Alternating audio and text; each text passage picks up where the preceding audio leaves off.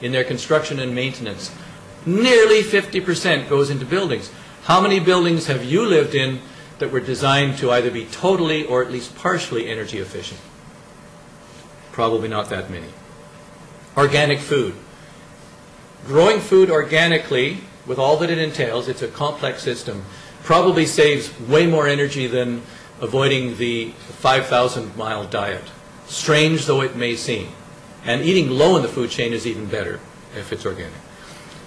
Choosing equipment that doesn't generate as much greenhouse gases. I can remember when the company that makes Ventolin stopped using CFCs, they just got really excited about it. Of course, that was because they wanted to tell people they'd done something good for the world.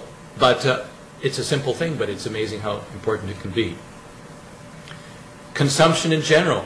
We live in the most consumptive, mad part of the world. We don't need to be consuming it every minute of every day. And yet, we don't sometimes realize that. The kind of recreation we choose, how we disport ourselves, can be done in a radically variable way, from enormously energy consumptive to relatively local, simple, but enjoyable activities. And then finally, and this is an important point which I'll come back to again and again, we can link up with others. The last thing we should be doing is going off like Don Quixote, although I have great admiration for the story, and it's a very interesting story with lots of cultural overtones, but we don't have to do anything alone. Never. What the internet and other global communications tools have made us realize, we're getting back to the intimacy we once used to have when we lived in villages or we sailed in ships. We've forgotten that. We've forgotten what it's like to be in an indigenous community where everybody knows what everybody else is doing. Well, we're starting to get back to that on a global scale, and it's about time. So, how do you advocate in your personal life?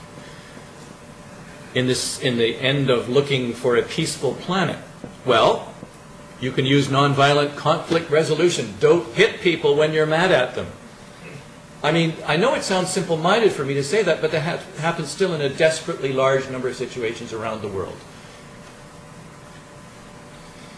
You don't need guns to solve your life's problems. It doesn't mean that you might not look at pictures of guns and maybe talk to people who own guns, and if you're a hunter, you might want to use a gun. But the vast majority of times that people have guns in their hands, they don't need to. Nonviolent sports and recreation. I would love to see the NHL decide that you just couldn't fight, because all the fighting in the NHL is organized. Thank you. And that means especially for children. Not just sports, but games that they use their minds for. They don't have to be games where you have bots ripping the heads off other bots or pseudo-commandos destroying other pseudo-commandos in virtual space. The kernel used for many of the war games on video terminals is actually the same kernel, K-E-R-N-E-L, used by the U.S. Marine Corps to train its elite troops to accustom themselves to body parts flying off their opponents. Now, if that isn't sick, I don't know what is. This is a little more subtle, but it's extending your reach by looking out into the world and saying, okay, does the company that I'm buying stuff from use violence in the making of its products? Now, you've heard of people, famous personages who have their names on jeans and stuff like that, realizing that the jeans are being made in factories where people get beaten if they don't comply and that kind of thing. Well, we can all do that. You don't have to be a famous, movie star in order to do something of that nature. Some of us invest in things. You have RRSPs. Well, you can choose who your RRSP source is that you invest in. And once again, you can work with others. You can join corporate shareholders advocacy groups. You can do all sorts of things. So, moving on, let's talk a little bit about, let's show some pictures of what I'm talking about. This is why it's not good to consume and throw away things. Anybody not get this picture? This is not a really good example, but it's a picture of a vehicle, and I suspect several of us have used vehicles today, maybe several vehicles today. This is a vehicle that's at least making an attempt, first of all, not to break down all the time, and secondly, to use less fuel than the average vehicle. Every vehicle in the world should be solar powered, wind powered, electrically powered from renewable sources, but in the meantime you can sort of move in this direction. But this is a hell of a lot better. You can get just about as far in a city on this little device as you can on this little device, and I assure you the fuel consumption is markedly less. And you can take passengers.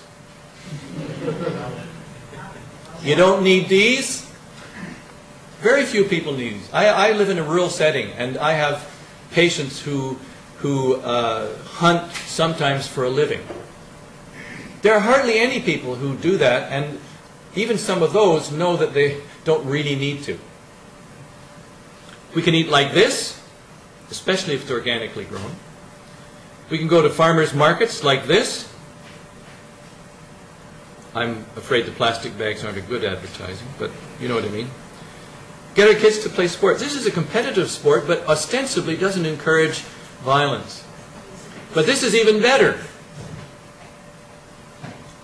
The Royal Conservatory of Toronto's annual festival in our town is a marvelous event. All these kids come out and perform. We had a guy playing the cello. He was about 16, and I swear he had he not only had Yo-Yo Ma's mannerisms, but he played rather well and in almost the same sort of level of confidence. It was astonishing and wonderful. You could have heard a pin drop when he was playing, and after he was done, everybody leaped out of their seats and just about raised the roof.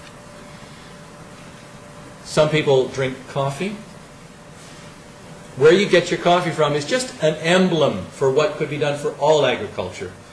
But because people like their coffee so much, it's a good place to start, and it's worked very well. Juan Valdez, Nescafe's poster child, fictitious of course, let him die an honorable death. Trade and commerce throughout the world can be done in lots of different ways. Why can't it be done so that everybody benefits? This is the kind of game that kids can play, board games where cooperation and shared benefits can be very much part of what's going on. And how about recreation, as I was saying earlier? A motor on each of these crafts would indulge the owners in much greater speed, but also pollute this delicate Everglades in Florida. And these boats don't cost a lot of money, and this is one of the things that our country offers. This is the province, this is next to the province actually in Alberta, but this is the province, this is the side of the country that people have come from all over the world to see. And in fact, most of our country is kind of like that. Enjoy it, look at it, but you don't have to break it into pieces and sell it on the market. Just look at it and meditate.